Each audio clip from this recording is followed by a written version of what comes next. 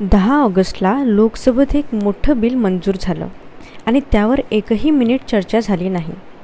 या बिलामुळे देशातल्या 16 ट्रिब्युनल्समधल्या नेमणुका आता कोण करणार हे पूर्णपणे बदलणार आहे. पण एक प्रश्न शिल्लक राहतो आणि तो प्रश्न बहुतेक बातम्यांमध्ये विचारलाच जात नाही. चला 5 मिनिटात सगळं सोप्या भाषेत समजून घेऊया. पुढे जाण्याआधी एक छोटीशी विनंती. हा चॅनल अगदी नवा आहे आणि तो उभा राहतोय तो फक्त तुमच्यासारख्या मोजक्या लोकांच्या पाठिंब्यावर.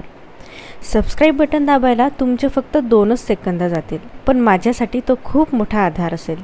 बिलाकडे जाण्याआधी एक मूलभूत गोष्ट समजून घेऊया. ट्रिब्युनल म्हणजे नेमकं काय? एक सोपं उदाहरण घेऊ. समजा तुमचा प्राप्तिकराचा वाद आहे किंवा एखाद्या कारखान्यामुळे पर्यावरणाचं नुकसान होतंय. असे खटले नेहमीच्या कोर्टात गेले तर काय होईल? नेहमीची कोर्टं आधीच खटल्यांनी भरलेली आहेत आणि अशा विषयांसाठी विशेष तज्ज्ञ ज्ञानही लागतं.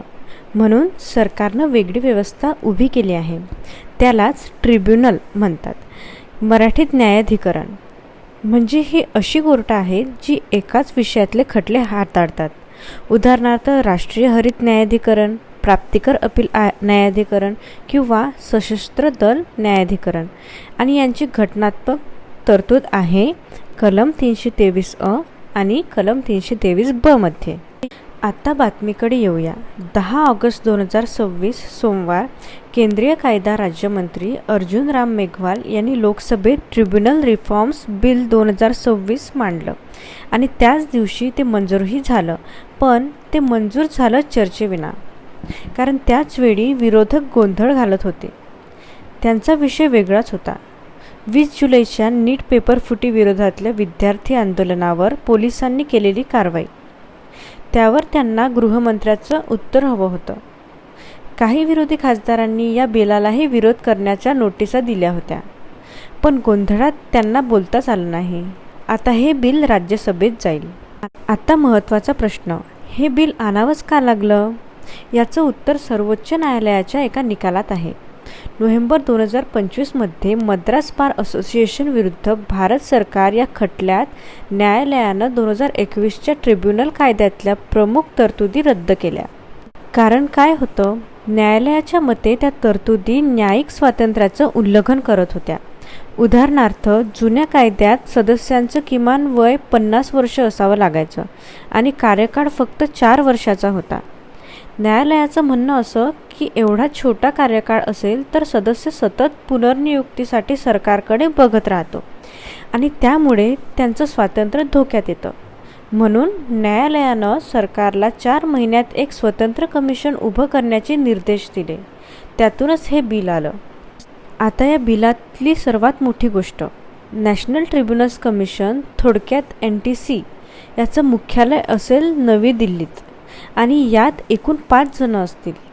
अध्यक्ष, जे सर्वोच्च न्यायालयाचे माजी न्यायमूर्ती किंवा उच्च न्यायालयाचे माजी मुख्य न्यायमूर्ती असतील. 2 ज्युडिशियल सदस्य, जे उच्च न्यायालयाचे माजी न्यायमूर्ती असतील आणि 2 टेक्निकल सदस्य, ज्यांना प्रशासन, वित्त, कायदा, बँकिंग किंवा तंत्रज्ञान अशा क्षेत्रात किमान 25 वर्षांचा अनुभव असेल. या सर्वांचा कार्यकाळ 5 वर्ष किंवा वयाचे 70 यापैकी जे आधी येईल तोपर्यंत. आणि हे कमिशन काय करणार?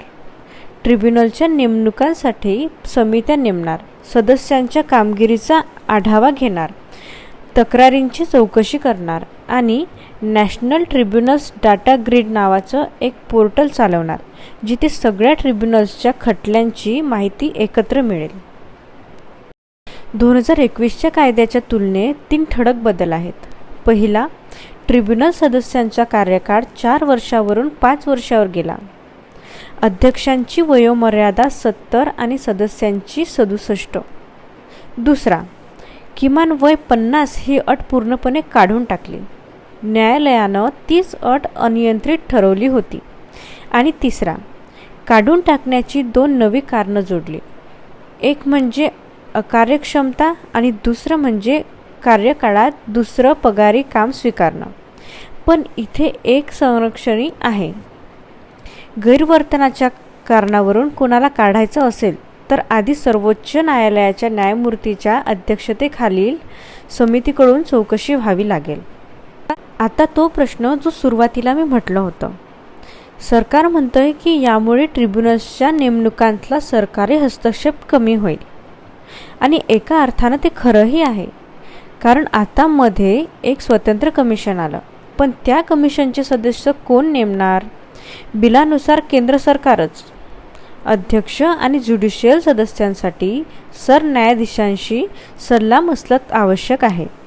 पण लक्षात घ्या, सल्लामसलत म्हणजे संमती नव्हे. आणि कमिशनच्या सचिवालयाचे प्रमुखही केंद्र सरकारचे सचिव असतील. म्हणून खरा प्रश्न असा, साखळीत एक दुवा वाढला की ती साखळी खरोखर तुटली?